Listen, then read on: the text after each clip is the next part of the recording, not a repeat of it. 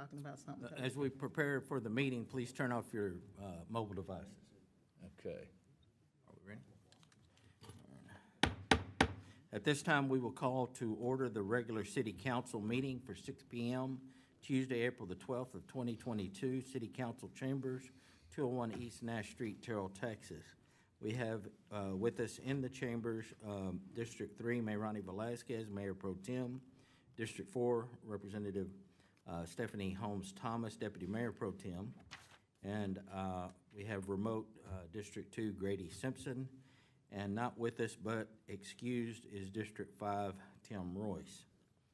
At this time, would you rise for invocation, remain standing for our pledges? Grady, would you lead us in invocation, please? Yes, Mayor.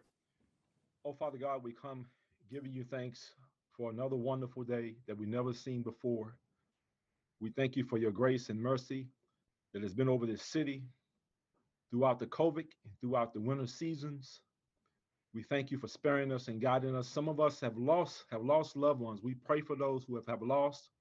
We ask that you would give them strength, put the right people in their life to guide and teach and lead them back to a level of abundance and strength. We pray, God, for the war that's going over in Ukraine. Individuals are uprooted from their homes, lost lives, lost family members. That we have not yet to experience here where we are, God, and we thank you for that. But we pray for those who have lost, God. We pray that the Ukrainian people will be victorious in their efforts to remain a sovereign country. And we pray that for your guidance and your wisdom continue to lead us so that we may be examples for other cities and counties. All this in Jesus' name we pray. Amen. Amen.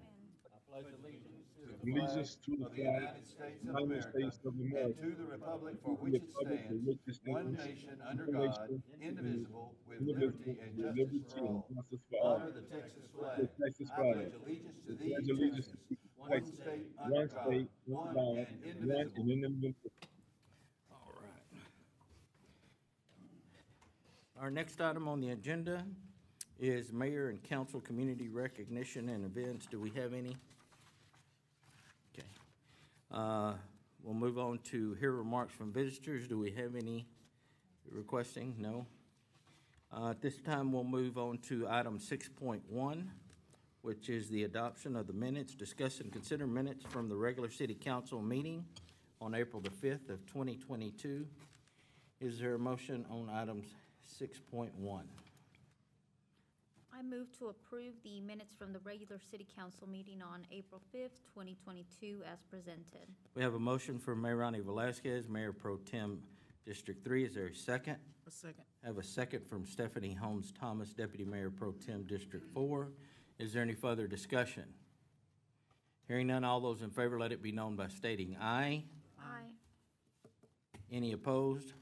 Motion carries. The vote was unanimous, unanimously passed with a yes vote with all those present.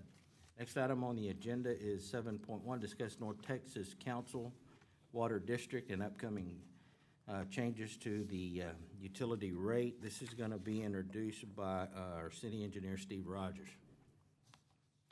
Thank you, Mayor. Don's going to pull up the PowerPoint you have in your packet, but I want to start with a couple of remarks, Mayor, if I could. Yes. About 18 years or so ago, I realized that we needed a rate consultant to help us manage our utility rates better than what we'd been doing when I was placed as city engineer for the city of Terrell. And so I asked around and asked several people, and they all gave me the same answer and led me to a rate consultant that I started employing then. And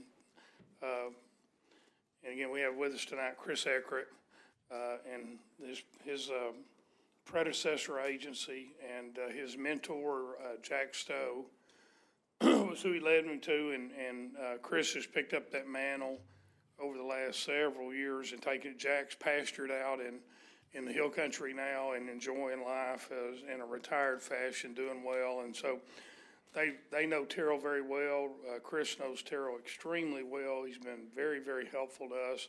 but him and his predecessor agency has been working with Terrell on rates, our utility, for the last 18-plus years, and I appreciate their help.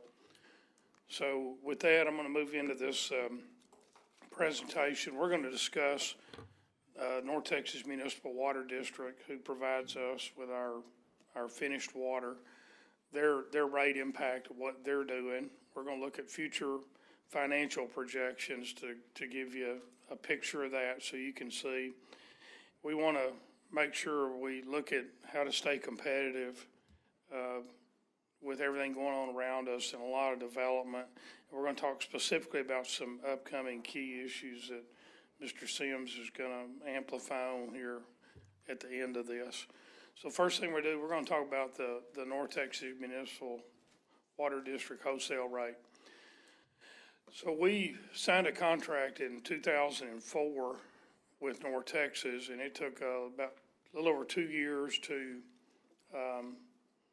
build all the improvements we need, include a pump station, ground storage, distribution mains, and we started accepting water in June of 2007. And our goal at the time was to get a long-term reliable water source. We were either going to have to expand our existing plant, make a lot of upgrades to it, and at the time this was the best decision based upon the information we had and looking ahead at that point. So the contract we have with North Texas, most of you have heard this term before, but we have a take-or-pay contract for a minimum volume that we pay for each year whether we use it or not. And our take-or-pay contract amount is 1.4 billion gallons annually. And so our projected cost for fiscal year 22 is $4.256 million, which is about 24% of the total utility budget. So that tells you that's obviously the biggest expense. The rate can be adjusted annually and is outside of our direct control. So in 2021 and prior, the rate change by North Texas is there's two classes in North Texas. There's member cities. There's 13 member cities when North Texas Municipal Water District started in the 1950s. And I don't have a complete list of all the cities. Forney's one of them. But we are considered to be a customer, not a member. We pay a premium, a higher rate. We pay a nickel more per 1,000 gallons of water being a customer city, not a member city. And there's a lot goes into that. So if you look at this graph here, this is very important to pause here and look at the graph and think about what's happened here. When we started in 07, we were at $1.15 per 1,000 gallons. And right now we're at 3.04. And we see over the next 9 fiscal years climbing up to 4.69. Now, if you want to say, well, what does that mean in percentage? Look at the bottom left-hand corner. The average increase to us has been 7.27%. And if you look at inflation over that period of time, it's 1.78. So it has definitely outpaced inflation, the cost of water has. And there's a lot of things that drive that, and I don't really want to get into that tonight, but we can talk more about that later, but that's part of it. So this graph is kind of a historical graph, and this is in dollars here. And so as you can see on the left, when we started, we were paying $1.6 million annually for our water. Same rate, same volume we have today, $1.4 billion annually, because that's our original contract, and we still have not hit that mark yet as of today, but we will soon with the growth we're seeing. And right now, today, we're at $4.5 million, about somewhere in that range there for FY22. So this gives you an idea graphically how much it's risen each year, and it gives you the dollars from 1.6 million in 07 to 4.5 million in FY22. Okay, I'm going to turn it over now because I'm starting to get out of my expertise here, and I know when to sit down and let the expert get up and guide us. So I'm going to let Chris come up now, and he's going to go over the rest of this presentation, And there's a lot of information in here. Please take notes. I'd like to hear any of your questions. It might be better to kind of let Chris plow through most of his. Mike's gonna have some, I'm sure, a lot of things to say at the end of it, and I'd love to have some more Q&A if we could after Chris kind of goes through the bulk of his presentation. Thank you, Steve. So council, if you would just take notes, if you have a question, and then once the presentation is complete and Chris is finished, then we'll do a Q&A with Steve and Chris. Thank you. All right. Fantastic. Thank you, Mayor. Again, Chris Eckroot with NewGen Strategies and Solutions. It's a pleasure to be with you tonight. Picking up where Steve left off, there's been some changes that have happened with North Texas Municipal Water District in recent years. Steve mentioned you are a customer of the district. You pay 5 cents more than the members do, so your rate is 5 cents higher. As we go back into 2016, there was a rate case filed at the PUC, the Public Utility Commission of Texas. Right now, there are 13 member cities of the district. 4 of those member cities brought suit against the district over the take or pay. So Steve mentioned there's the take or pay. You must pay for a certain amount of volume whether you take it or not. And that's set based on the highest annual use. And so the premise behind this PUC rate case that was filed, these 4 cities were basically asserting that the take or pay resulted in some cities paying for water that they never used. So they're paying for a commodity. They're paying for something they didn't get. And I'm not going to get into all the case mechanics and the assertions there, but ultimately after many years, the case was settled between the member cities. So all the 13 member cities got together and they settled the case. Out of that settlement, a couple things happened. One, the member city contract was changed. The take or pay methodology was amended. They are going through a process now under the member city contract where it's going to change how that take or pay is determined. It's not going to be based on highest annual use anymore. Eventually, it's going through a process to be determined based on a 5-year rolling average of actual use. Now, let me indicate that's the member city contract. That is not the customer city contract. Your contract right now is still based on highest annual use. So I do want to make that distinction.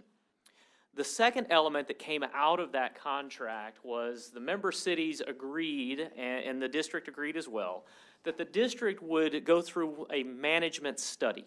And as part of that management study, one thing that they would study and come to a decision on is that nickel premium, that 5 cent premium that the customers pay. It is the member city's contention that that 5 cents is not enough. When you go back to the 1960s, when the district started, that 5 cents really hasn't changed. At one time, that approximated 25%. 25%, not 5 cents, but 25% of the rate. Over time, as that nickel has been held constant, it's now about, I think, 1.6% of the member rate. So you can see how this has changed over time as they've held this nickel in place. So coming out of this management study, North Texas hired a company called Amawak Consulting Group, and you see 2 elements here on the screen. It was Amawak's contention, this is an independent third-party consulting group, it's their contention that North Texas should increase this nickel premium. In Amawak's review, they believe that that should go to a minimum of 10%. That's about 30 cents. That's not a nickel. That's taking the nickel up to 30 cents. So you would pay 30 cents more than the member rate. So that was Amawak's first finding in their study. They also recommended that the district should go in and do a complete review, a complete study of this customer premium. As you dig into this Amawak report, ultimately they believe that the premium should be potentially 20% higher. Not just 10%, which is 30 cents, 20% higher. And so what I've done on the screen now, you see what that would look like. Taking that black line, that's the current rate forecast. If you come in and put a 10% premium on, you get to the green line. If you put a 20% premium on, you get to the red line. So you can see what this looks like and how important this becomes. Again, as Steve indicated earlier, we are talking about 25%, 1/4 of your total utility fund budget. That's what we're talking about when we are talking about North Texas. So this premium becomes very, very important because it will drive your cost structure into the future. What do those dollars look like? As we look on to the next slide, you see this is just some example of what this might look like. The nickel premium 2023, that's estimated to be $4.56 million, going up to a little over $6 million if we stayed at the nickel premium. Were the district to go all the way to the 20% premium, as the Amawalk study said it could potentially be, instead of $6.19 or almost $6.2 million, you would be at $7.34 million by 2030. So again, that's why we're talking about the premium tonight. This matters because it is going to have an impact on the city as you go forward, as you manage your utility, as you look at rates going into the future. So to kind of wrap up just the North Texas section of this presentation, it's important that we plan properly for this premium going forward.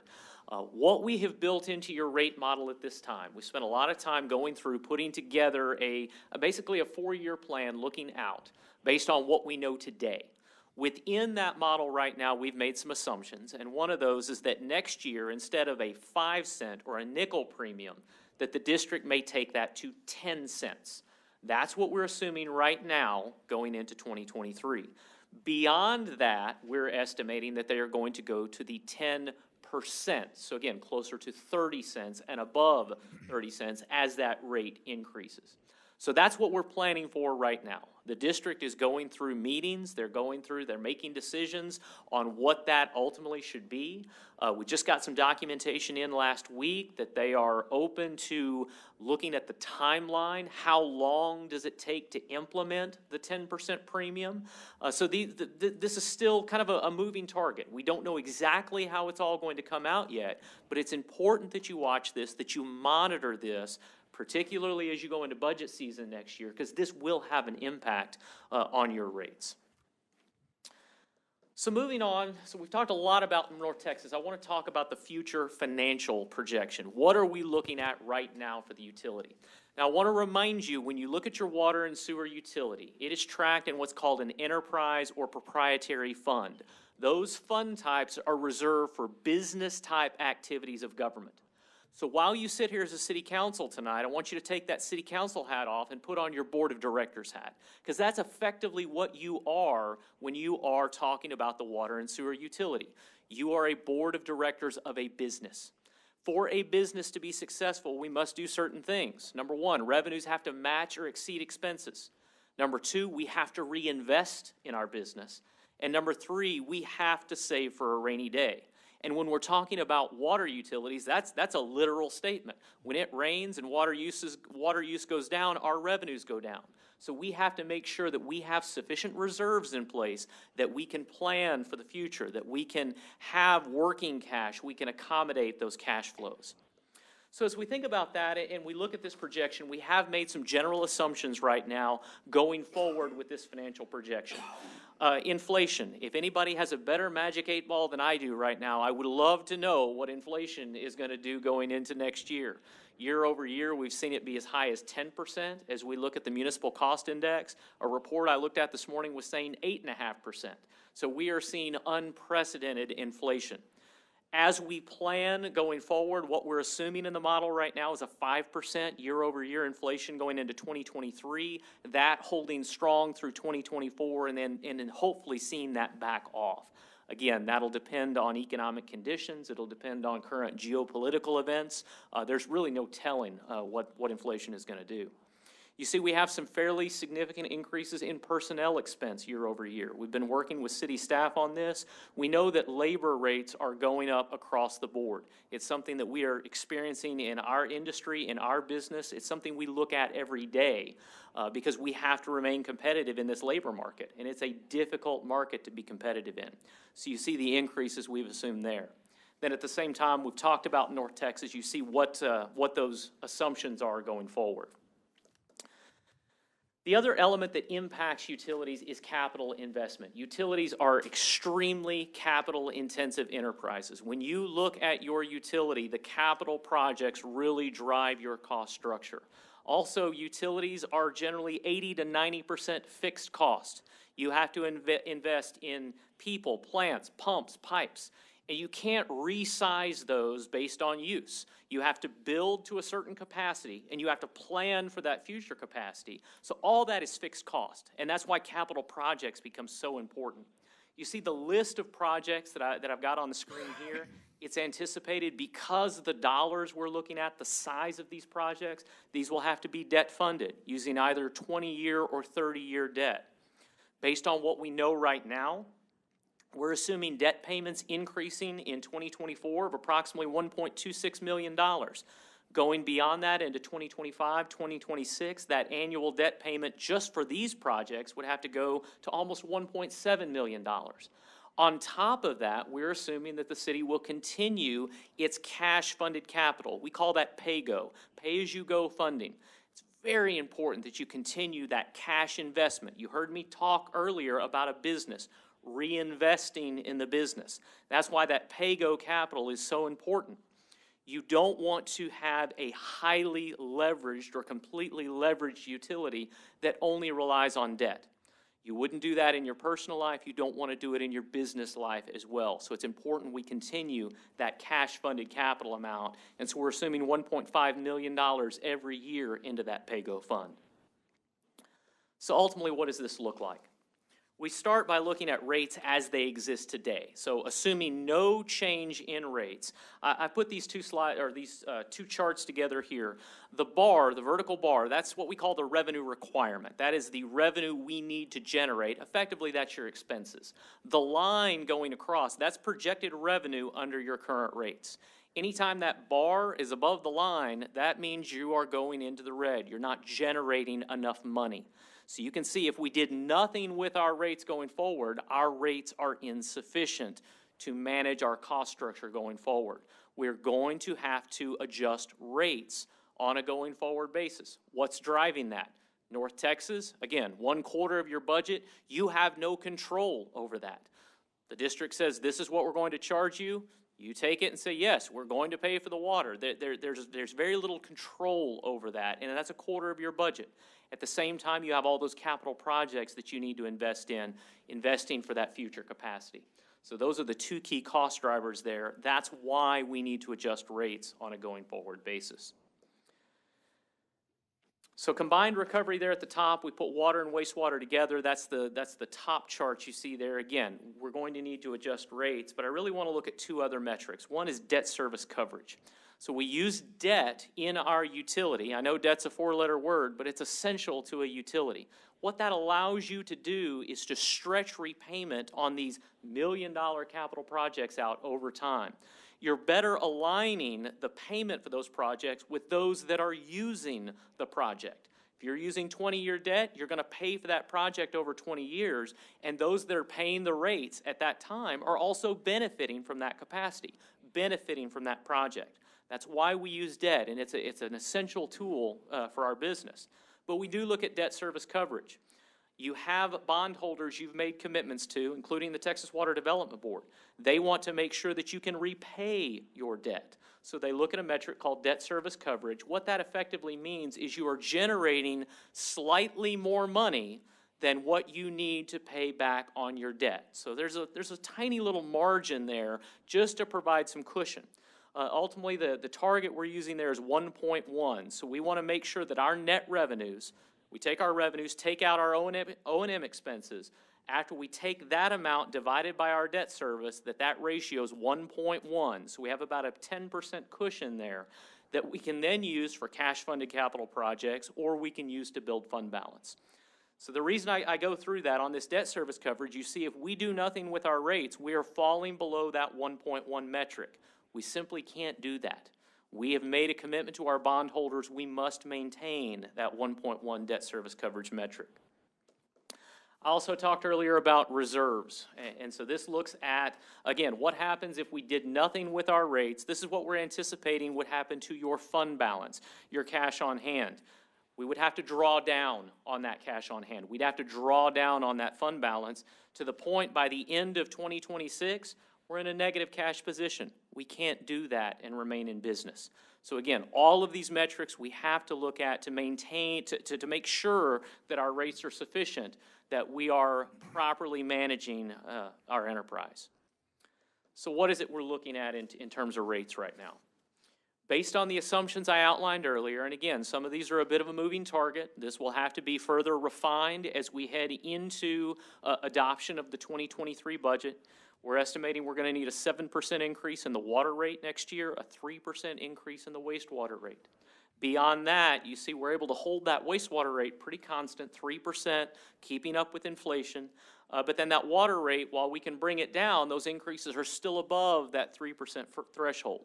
That's inflation, that's capital projects, that's North Texas. All of that is what is driving those potential increases into the future. So again, just going back and testing those metrics, you see by going in and programming in, factoring in these rate increases, our revenues are sufficient. They're meeting that line, so we've got good revenue recovery going on. On a combined basis, we're in good shape. Debt service coverage, we're at or above 1.1, so we're able to make our debt payment. And even more important than that is our days cash on hand. We're maintaining that cash balance. It does dip slightly into 24, 25 before going up again in 26. However, let me remind you, you do have a policy of trying to maintain 120 days cash. You can see on the screen here, we only get you back up to 91. So if we're looking at that policy would actually drive those rate increases a little higher to maintain a higher level of fund balance. So that's just something to note there, that if we're going to get back to that 120 days, those rate increases might need to be a little higher than even what I've shown here this evening. So what does this look like for an average customer? Looking at just a single person home, this is somebody by themselves in a home using 2,400 gallons of water per month. That's a very low level of water use. A sewer winter average of 2,200 gallons. Those increases that I outlined earlier, the 7%, the 3%, that would be a monthly bill increase for them of $4.05. For a single family home, again, 4-person home using 8,000 gallons of water on average per month, a sewer winter average of 5,500 gallons, that's a monthly increase of $7.73 a month. So as you head into budget next year, as we look at those increases, that's effectively what we would be looking at to maintain our business going into 2023. So with that, I do want to talk competitive position. Now, as a municipal business, we don't compete. We don't compete for business. We have a captured customer base. They can't run down the street and switch providers. There's not a, on internet you can change, on phone you can change. You can't change your water and sewer provider. So we look at this not from the standpoint of knowing that people have a choice, but just to make sure that we are within market, that we're reasonable. But at the same time, we can't necessarily set rates based on what everybody else does. The charts I'm about to show you, these are not apples to apples comparisons. Every city is different. Every city chooses to operate their utility in a different way, fund their utility in a different way. There's any number of reasons these charts look the way they do. It's important as the board of directors of this business that you do what is right for your community, what is right for your business. So I do want to make that statement up front.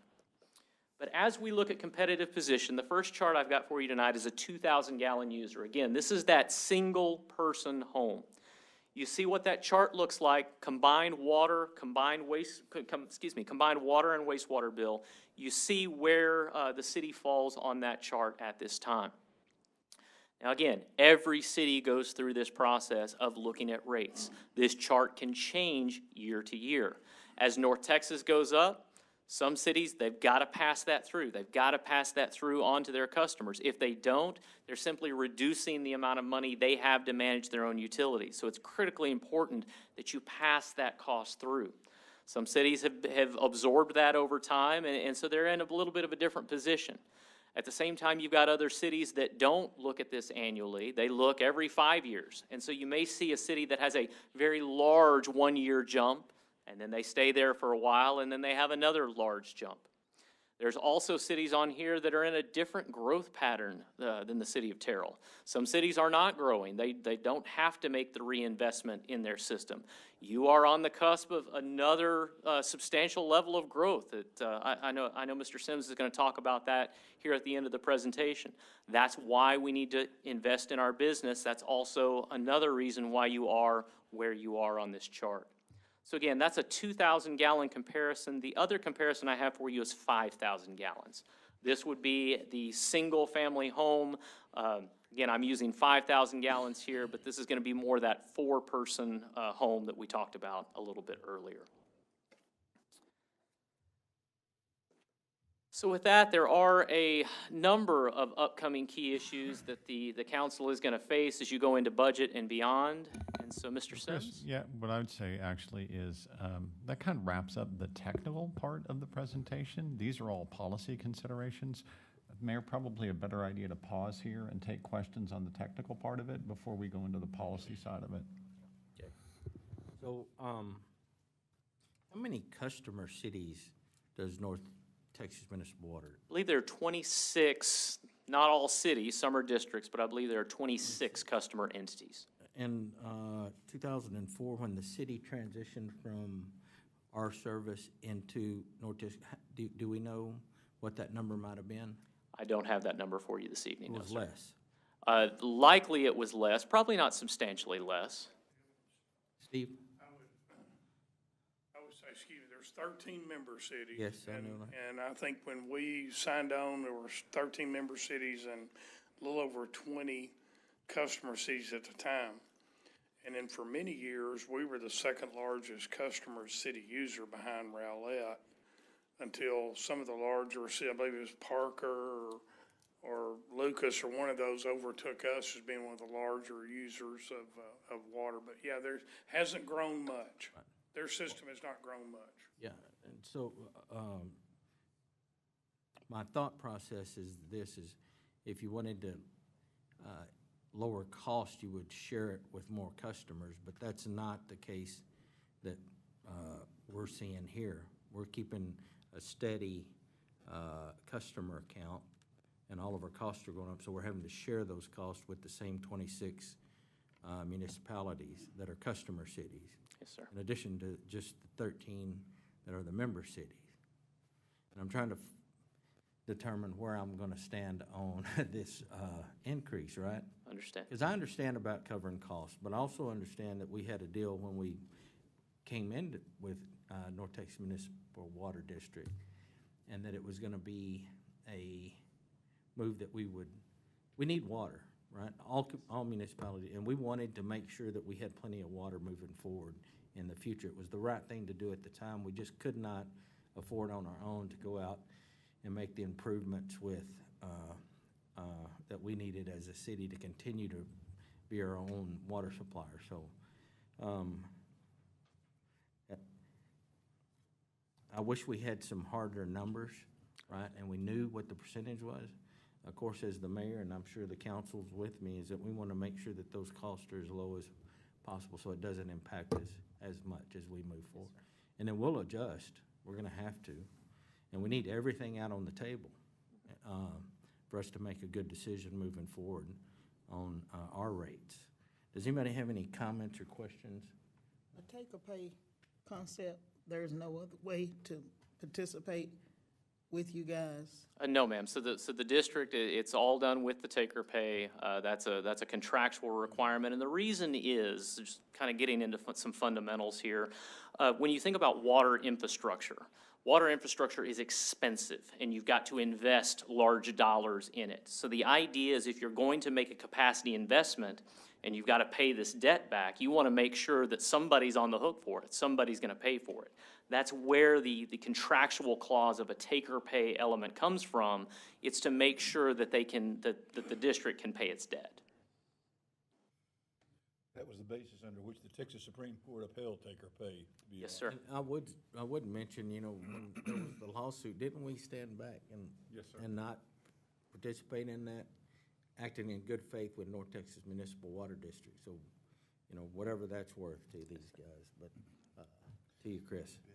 About how many gallons did we use in 2021 If you had to, can you get me that information? We can get that. Wonder You how happen to know close we that? were to the 1.1?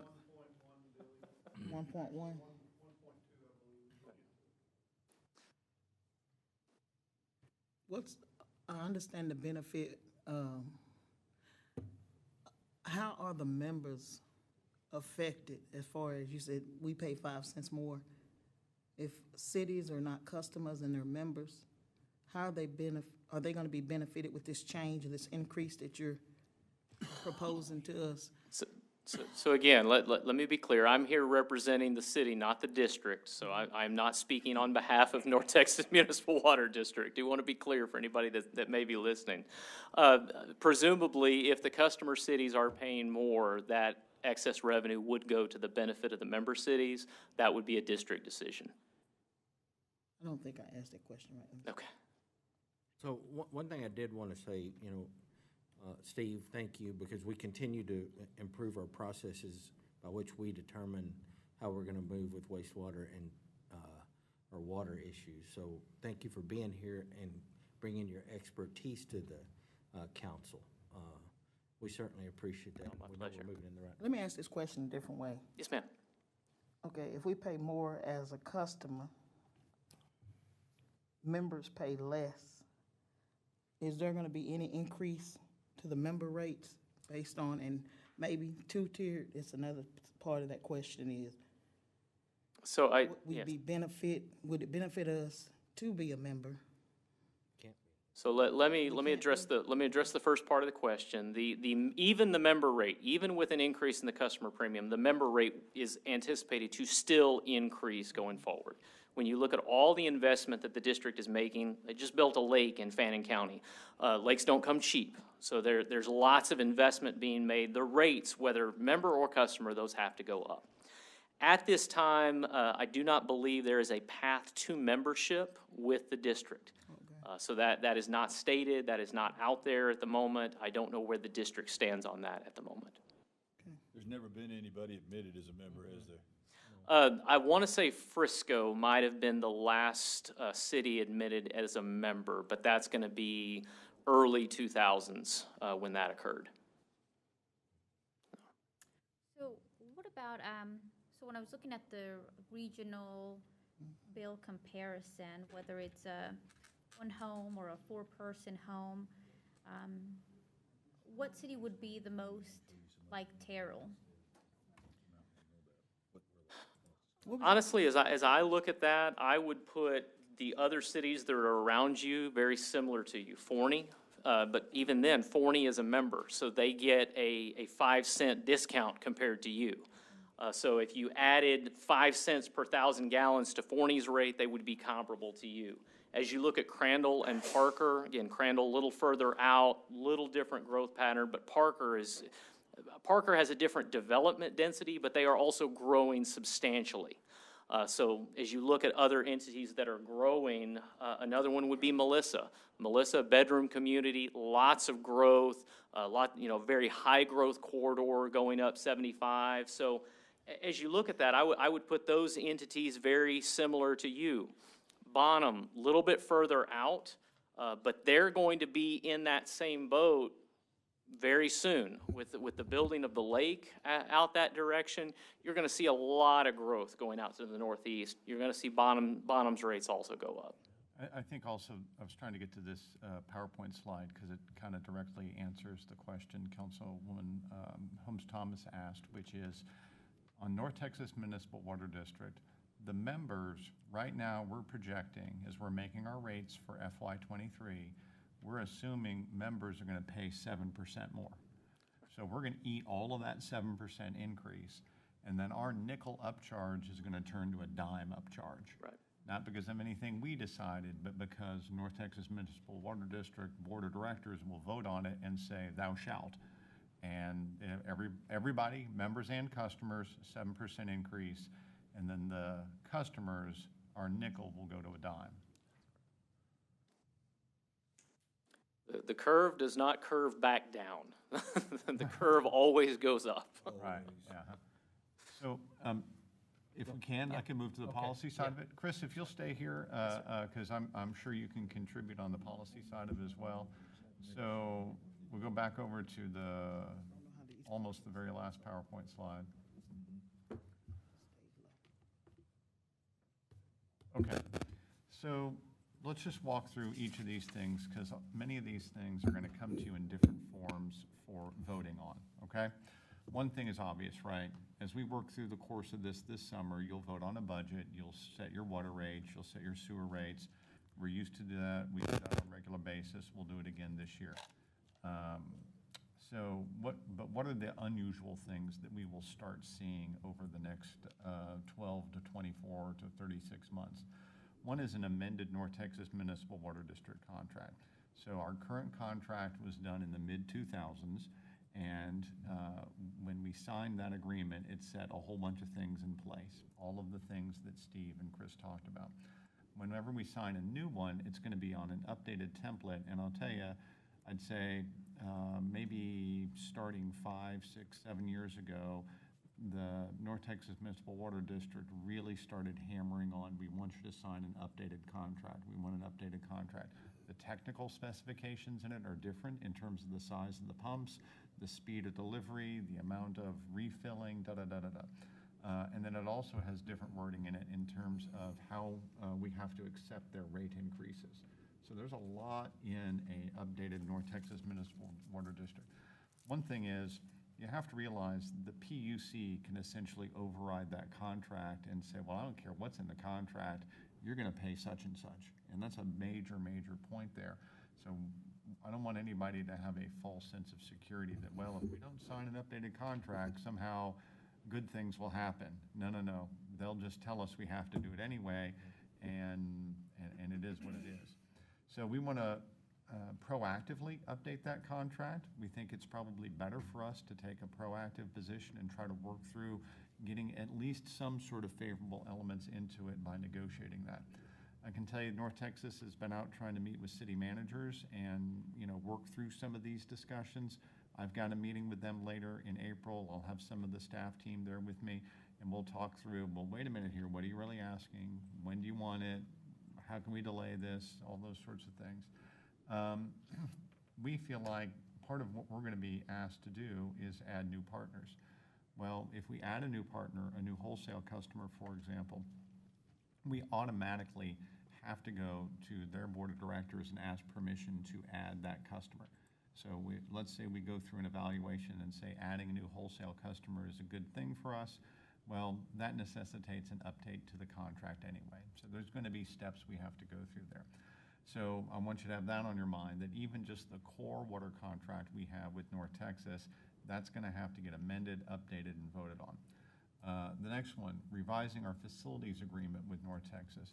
The facility agreement was put in place just after we signed the water contract back in the mid-2000s.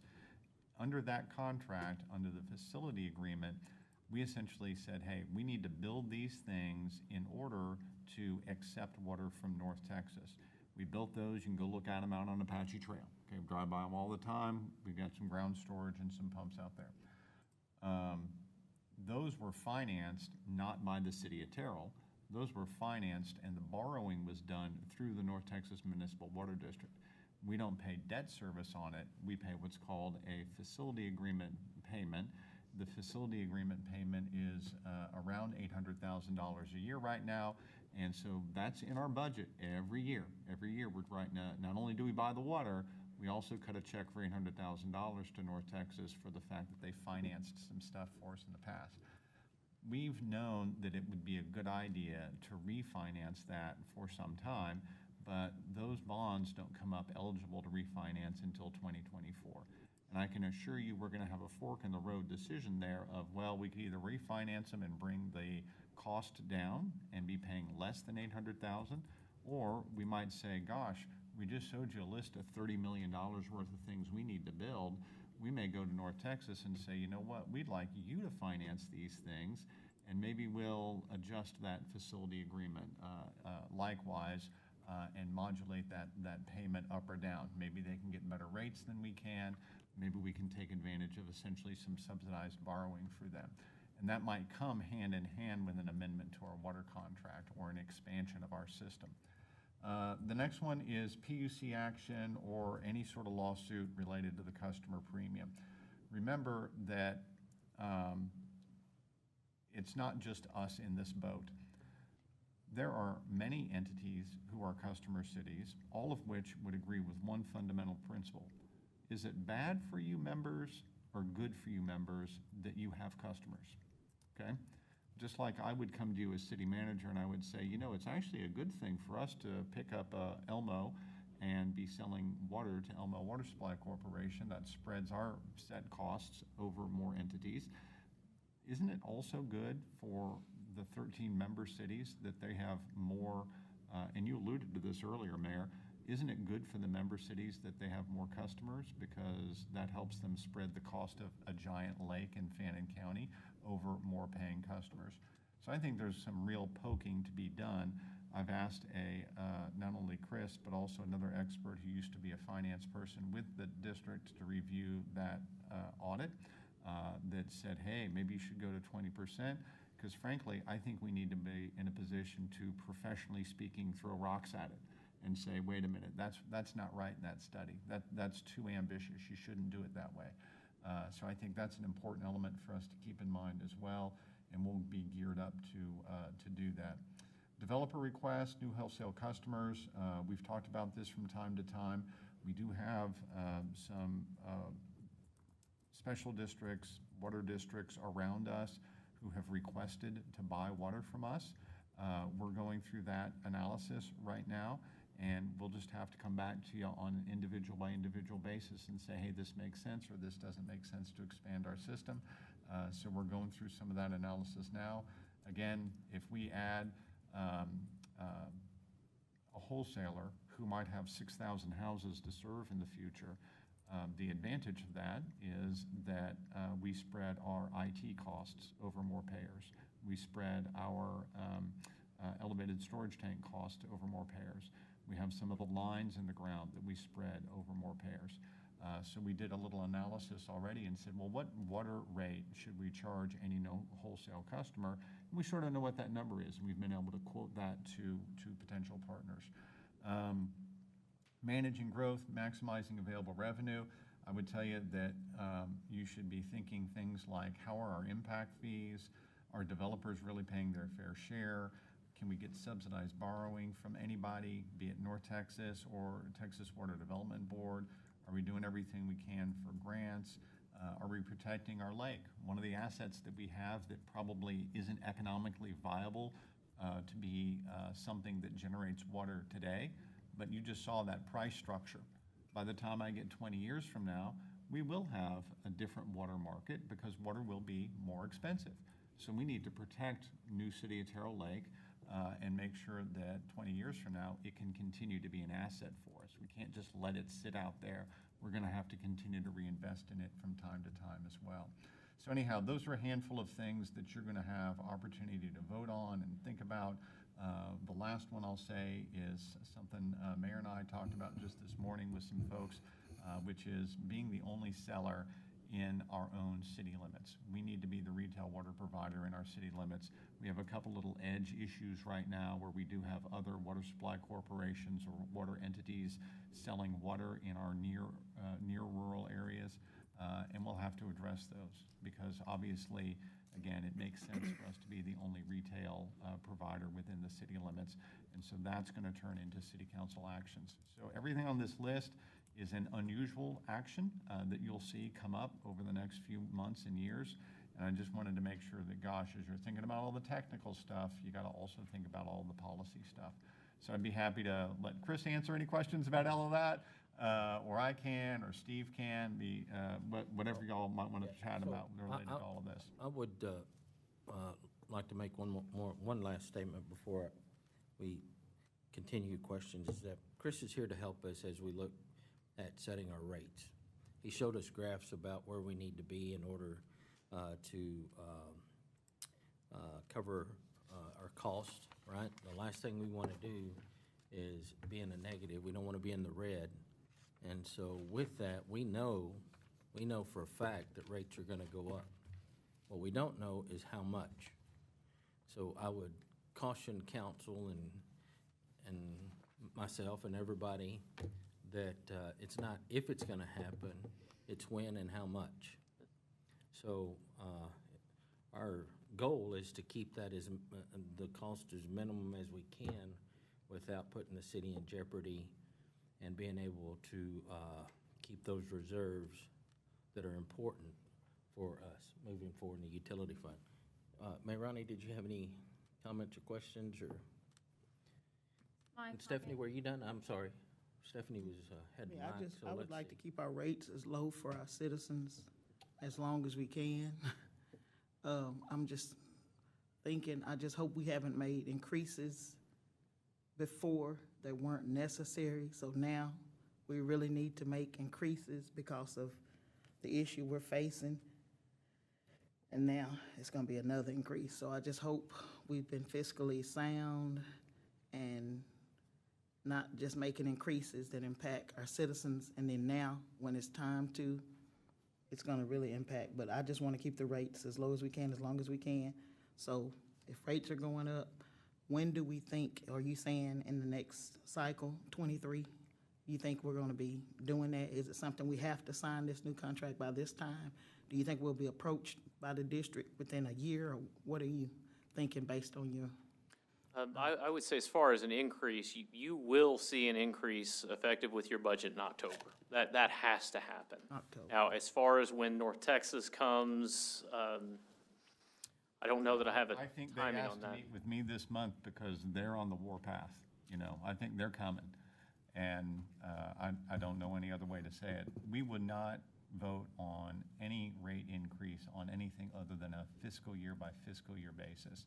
And so what we're doing right now is to say, okay, the very first range of decisions are going to be related to rates only, is just going to be FY '23. So we wouldn't get off cycle from that.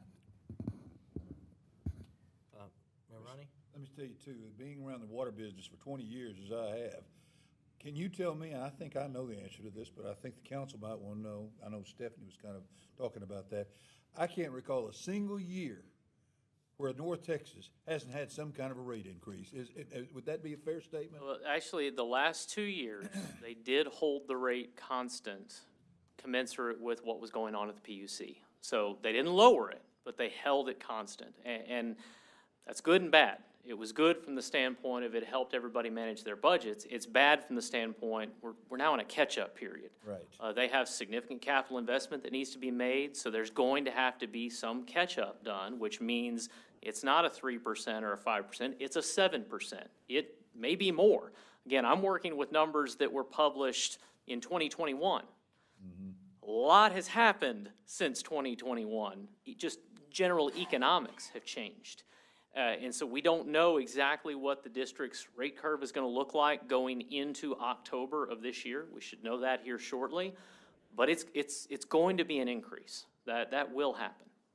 And additional increases going out, would that be fair to say? Absolutely. Again, we call it a rate curve, but it never curves down. It only goes up. It's more of a rate line, if you will. It always goes up. I've been at this now 18 years. I've lowered rates one time for one client because they had debt that was paid off and they didn't need to do anything with new debt issues. It's a fact. When you look at inflation, the Fed tries to keep inflation at 2% every year. So if you're not increasing your rates 2% every year, you're not even keeping up with inflation. It's just the way of the world. So rates will absolutely go up. And to the mayor's point, I think that was very well stated. It's important to understand that and know that rates are going to go up. It really is just a matter of how much. Are we doing everything we need to do as a city to keep our rates low? I believe you are doing everything you can as a city to keep rates low. You are extremely cost efficient and cost effective. I will say one of the things that I've been very impressed in my time with the city is how you properly manage capital. When you look at cash capital versus debt capital, you have managed your finances very well. Earlier you were talking about, previous increases that were not needed. But one thing I would note is look at your cash position right now. Not every utility, and honestly very few utilities, are in such a good cash position. That gives you flexibility. I have some clients that they're lucky if they can maintain 15 days cash on hand. When you look at the American Water Works Association, they're saying at a minimum 45 days cash on hand. They honestly want to see 90 to 120 days cash on hand. When you look at, I don't know what I said there, I apologize. When you look at the debt rating agencies, they want to see 360 days cash on hand. So I think the city has been very well managed financially, and I think you're in a very good spot. You're in a balanced spot in terms of managing your finances while also keeping rates affordable. Thank you. Councilwoman Velasquez. We saved the best for last, I would. Absolutely. So, and I appreciate you, Chris, coming forward today and sharing all this information. My pleasure. There's certainly a lot of variables that we can't control, and there's some that we can control with, you know, the economics, whether it's, you know, part of that is the inflation or the cost of materials or the cost of labor, which can impact us as a city and what we serve, but then also us as a customer from where we're purchasing water from the Texas Municipal Water District. And then the different projects that we have, are we putting forth projects that we truly need to make sure that are done, and at what time frame they're being done. And then hearing you talk about, you know, how we've managed the finances of the city by having enough cash on hand should there be an emergency and you need to utilize it, but also making sure you're not expending funds that maybe you shouldn't be expending at the time due to the needs of the city and where we're at with being a customer as well. So I certainly hear that there's a lot of variables that we can control, some that we can control, like Mike mentioned, whether it's, you know, going after grants for projects so we're not having to ask for bonds, maybe asking for bonds sooner than later based on the tax rate, or, you know, other ways to find money so we're not having to get bonds or raise the rate increase to a level where we're all going to get heartburn regardless of where we raise the tax rate increase to. We're hearing that there's a rate increase that, or at least funding a cost to us as a customer that we're going to have to pay because of what we can't control, being a customer. And then I think it's certainly up to council to consider, you know, where we try to get money for our current projects and for the maintenance and operations and labor, but then also what projects we need to fund, and maybe it's holding off on some of those projects that we're looking to bring forth and add to the list, or it may be moving forward on some of those because we just can't wait for prices to continue to go up. Well, and the other element on capital, one thing that you want to remember is you have a legal obligation to provide continuous and adequate service that meets regulatory requirements. I've seen a number of clients over the years that delay capital projects, but ultimately what that ends up doing for them is they end up where they're not in regulatory compliance. You get to that point and you get a fine from the TCEQ and you get forced to do the project. So be careful as you prioritize capital, be careful as you prioritize spending. Always make sure you're maintaining those regulatory requirements. You don't want to push things off too much. While it can be very appealing to do that, to try and manage rates, you have to look at the consequences of that action as well. Yep. And as a consultant, Chris, in reviewing the projects that we currently are planning for, are there any that stuck out to you that we should be wary of or consider sooner or holding off on? I would have to let your engineers speak to that again. I'm a finance guy, so I'll let your in-house engineers and your consulting engineers address that. They take very good care of you. They make sure that you are meeting those regulatory requirements, so trust your engineers. When I looked at page 14, I'm gonna tell you what stuck out with me. I'm looking at all these numbers here for these capital projects. You got a couple of them, that's 5 million. I mean, I think the pump station, it kind of makes sense. But some of those are 2 or 3 times what some of those others are. And that was just a red flag when I looked at page 14. Again, as you look at construction cost, we look at the Engineering News Records Construction Cost Index. It went up 14% year over year, just looking at last year to this year. The other issue that we're having right now is materials, just getting the material shortages. We were at Texas Water Conference last week, and I had one of my engineering partners tell me that they can't get pipe. Effectively, what they have to do is they call the pipe company, and the pipe company says, tell us what you want, and when it becomes available, we'll call you and tell you that it's available and tell you what it's going to cost. It's just the supply chains right now, the labor markets, it's all kind of come to a head and making capital investment very difficult. Yeah, it makes sense. Yep. And Grady, I didn't forget about you. I see you down there. Is there some, did you have any comment? Oh, yes, Mayor. I mean, not too much of a comment. I mean, I just think the mayor and, you know, we have to, in the council and city manager, be cognizant of the fact that what you guys are, that, you know, as the city grow, I mean, it's going to incur more expenses. If you move out of a small house into a larger house, you're going to have more expenses. So I know as much as we want to try to save and cut back and hold back, there are a number of other moving parts that affect how we execute good governance with city economics, and one of them is inflation. Inflation, you know, hits everybody, and it kind of rolls downhill and hit the people that you're connected with. So we just have to you know, set our sail and be cautious as we move towards our destination. But I'm confident that we'll work through it. We'll get our citizens through it. We always do. So Thank you. thanks for letting me speak, Mayor. Thank you. Thank you, Grady. Yes. Just by way of wrap up, I would say I want to thank council for an hour of your time to go through that.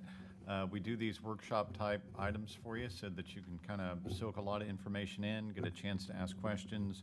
By all means, if you want to follow up, don't hesitate to talk to me or Steve, Mike McCaska. We'd be happy to chat about it. I would say, kind of as a closing note, we owe a real debt of gratitude to the variety of people over the years who've worked on our water utility system. Sonny Russell was a legend around here. Mr. Turner was a legend around here. We had guys recently retire with over 40 years of experience in our water system. You got Steve Rogers over here, who's never had to issue a boil water notice in his career running our system. That's awesome. Knock on wood. That is something awesome. You've got guys. If this happens tomorrow, Mike, Yep, I know. Yeah, you and I are gonna have a meeting. Yeah. If we have Hey, to boil water tomorrow, I'm going to say I was right to brag on Steve Rogers. And look at what happened last year during our freeze. Almost every entity in the Dallas-Fort Worth Metroplex had some widespread outage of water supply. And we were one of the few that made it through that giant freeze problem with our dedicated staff running out, hustling, stopping water leaks, being aggressive, being proactive. So there's a lot of awesome in the staff associated with delivering our water projects, and they just deserve a big round of thanks. Chris, I appreciate your work. My little joke to everybody for years has been my favorite hour and a half or 2 hours of every year is when Chris Eckert and I get to go through spreadsheets together. I love it. Great job on spreadsheets. And so anyhow, thank you very much, and thank you to Steve and Mike. Chris, Steve, thank you. Thank you. Appreciate Council, just ask that we be mindful of all the information that you heard tonight as we move forward with our rates. Next on the agenda is discuss 3-year strategic plan. This is going to be Mr. Sims. Can we? Yeah, go ahead. Go ahead. No, go ahead. Okay. Mayor, I'm going to Okay. Sure. Okay, so, Don, am I good? Okay, so I'm going to turn your attention now to agenda item page 36. So on agenda item page 36, we've got the 3-year strategic plan that was adopted by City Council on May 11th, 2021. And I'm going to go through a couple of pages of this and tell you where we stand as we're working on getting an update to this. First things first, I told you that this is an update year, not a recreated brand new year. When we get around to next year, we'll add years to the schedule of our 3-year strategic plan and move on through that process. This time around, I wanted to highlight 3 big factors, and now we've done 2 of them.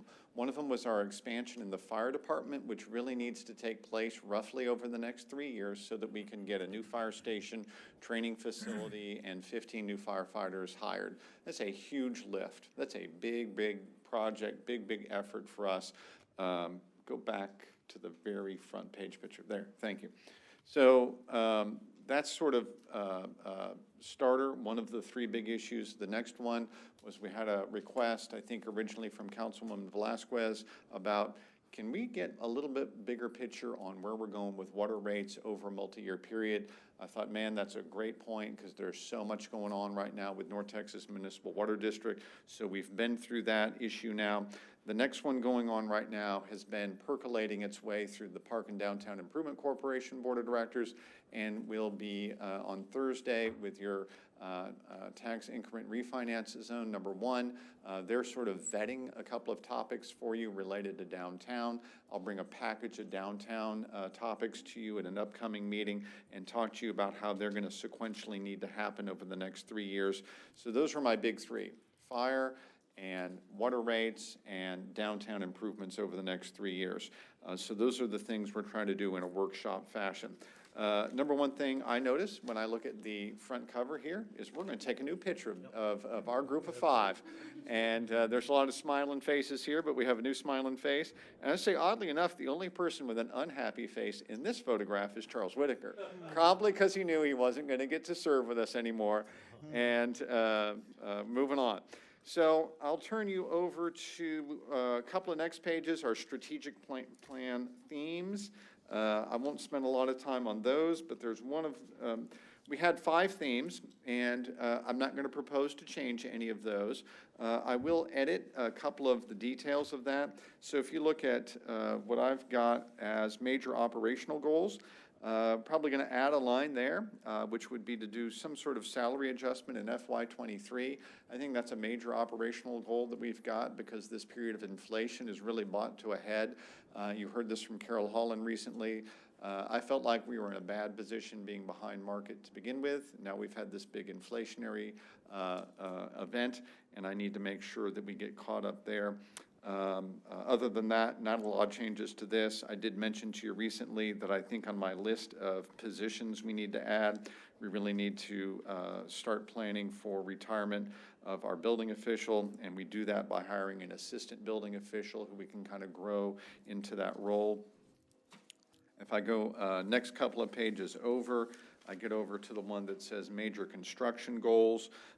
As we worked through this, you've heard that there's probably going to be some work. I think we can accomplish many of the things on this, so I'm not going to propose any major changes. I'll tell you that Blanche might not end up as concrete because we've got several different steps to go through there. I will tell you that I think that the rest of this is good and a lock to be able to get done.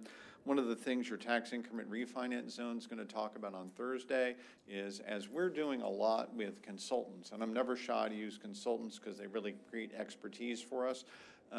I'm going to go to the TERS board. I'm going to talk through the idea that instead of just being all consultant driven, I think we can actually save ourselves a little money by putting a position together called a downtown project manager to coordinate the variety of downtown projects we're going to do, all the way from South Alley to build a brand new library. Remember that we brought Jay Ayers up through the ranks, partly getting him to be the project manager who oversaw the construction of the police headquarters. That's a great way to make sure that we constrain cost and make sure there's somebody watching like a hawk over all the nickels and making sure that the stuff in the real world gets done according to the specifications that was drawn up for. So I'm going to recommend that our TERS board find a way to hire and operate downtown project manager. So I'll probably be adding that to the list.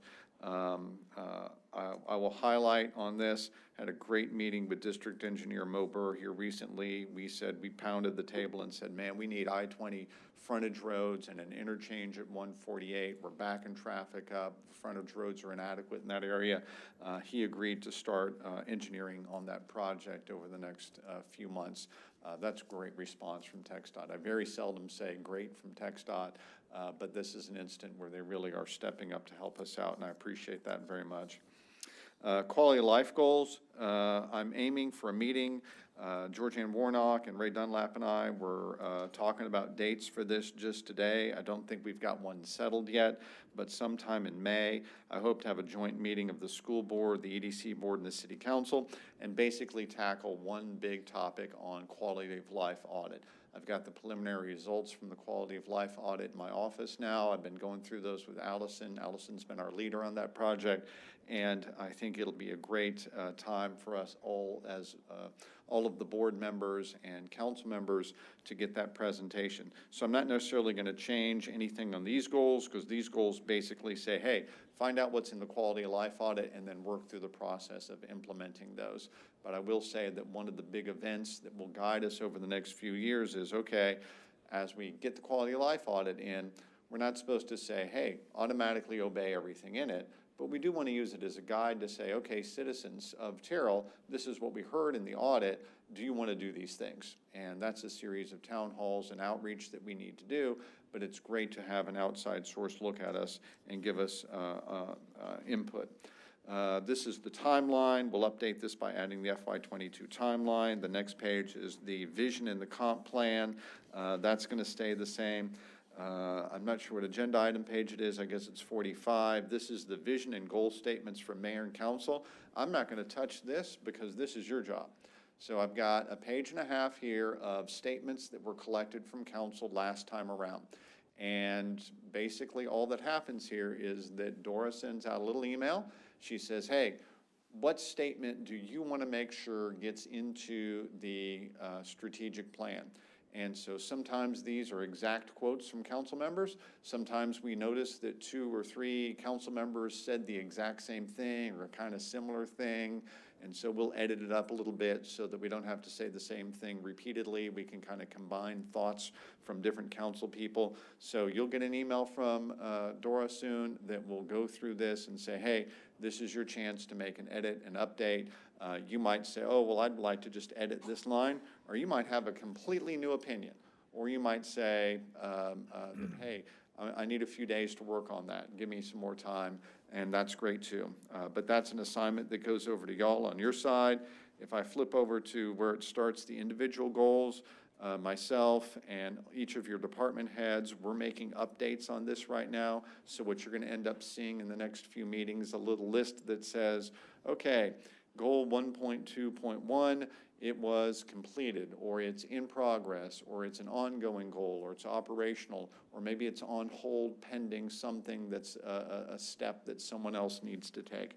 So there's many pages of those, and I won't go through all of that right now other than to say myself, Dawn, Allison, the department heads, we're just going through and making our list and checking it twice on all of this, and we'll have an update for you soon on each of the individual line items.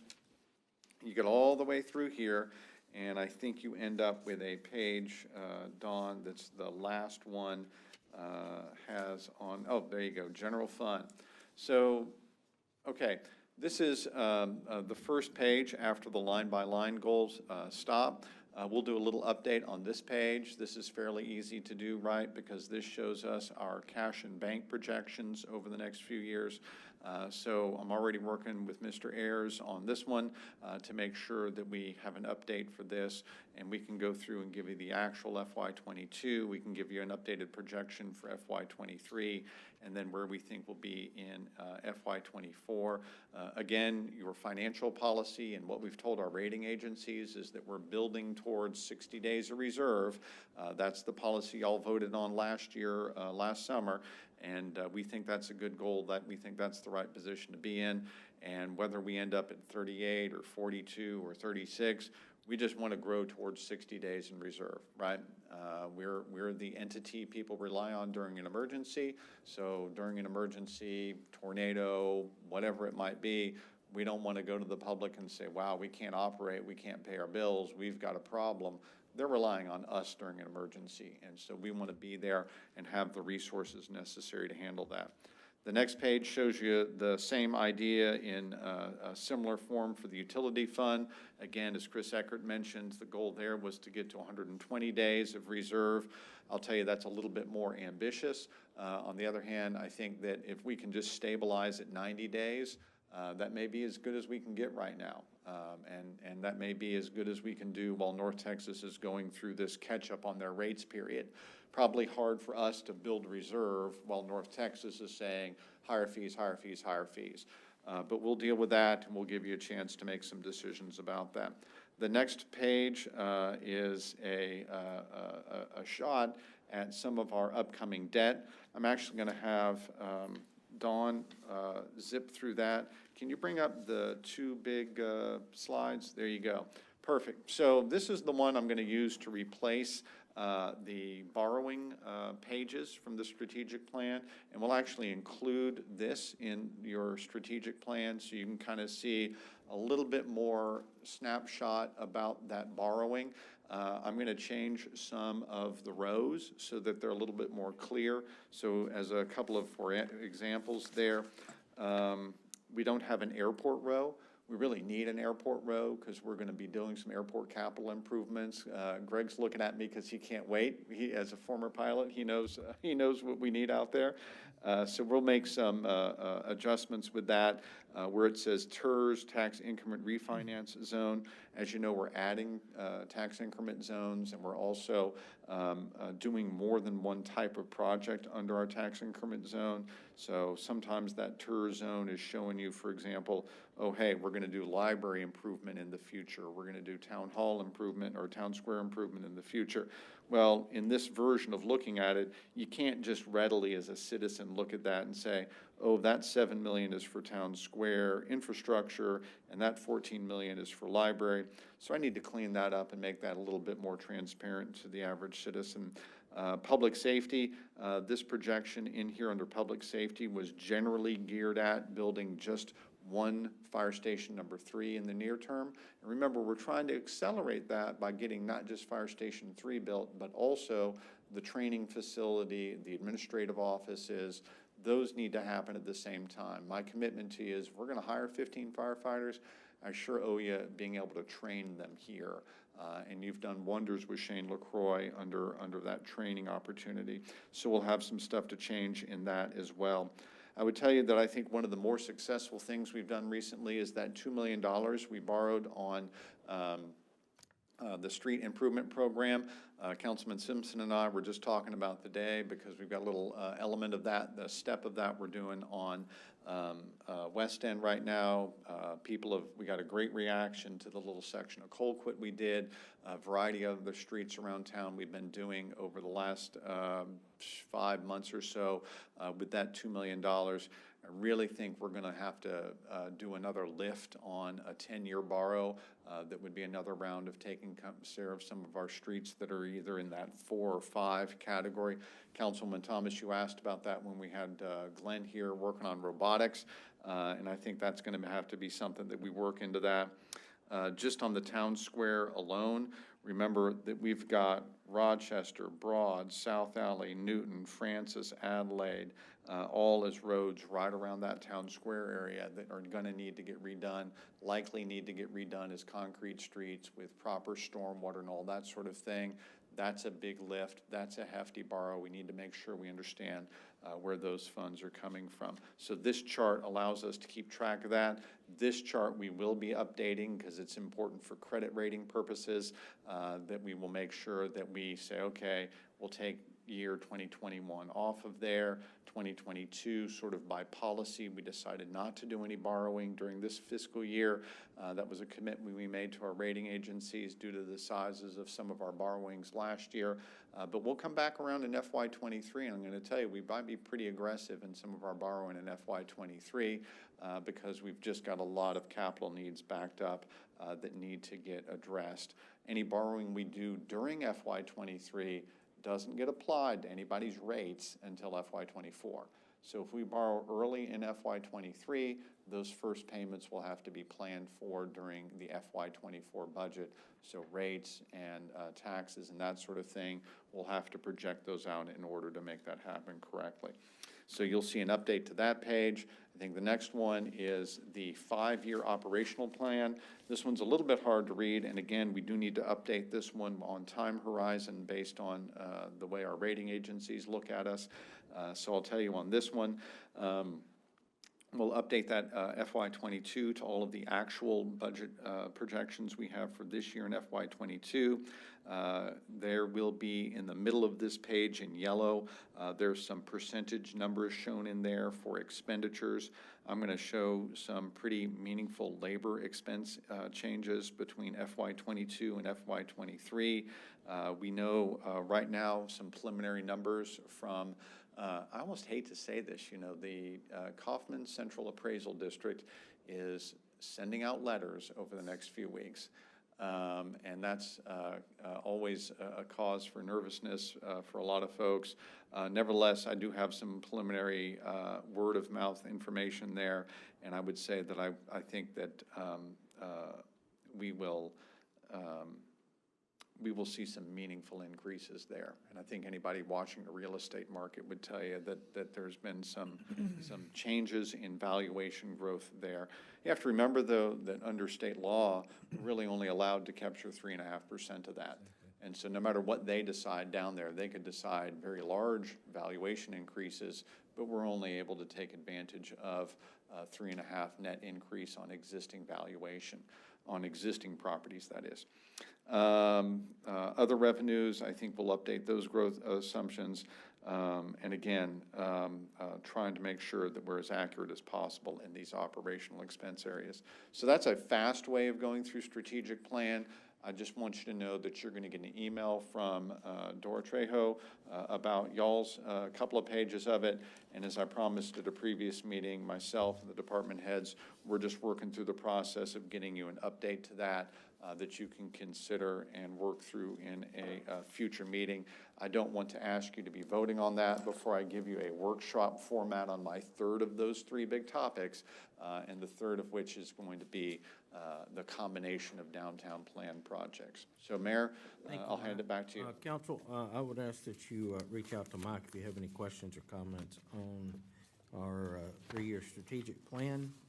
Again, expect an email from Dora on some of these items. Our next item on the agenda is to adjourn an executive session. So this time we're going to adjourn into executive with Section 551 of the Texas Government Code to discuss the following: Section 551.071, consultation with attorney pending or contemplated litigation; Section 551.072, deliberations regarding real property; and Section 551.